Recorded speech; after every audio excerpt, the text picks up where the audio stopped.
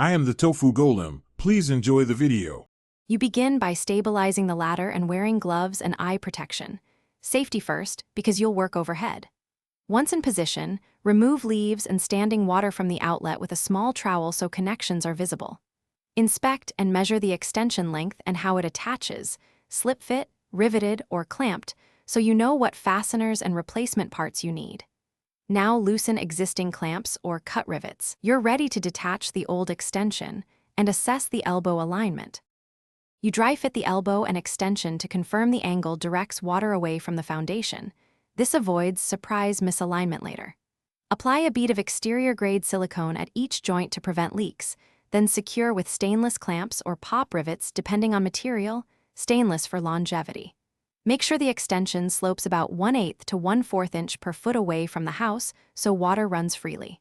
Once clamped, tap gently to seat connections and recheck the outlet for a snug, wobble-free fit. You finish by running a hose at full flow for 2 to 3 minutes, watching each joint for leaks and confirming proper drainage away from the foundation. If the layout needs permanence, trim a rigid section to length or add stakes to hold flexible extensions. This reduces sagging and clog buildup.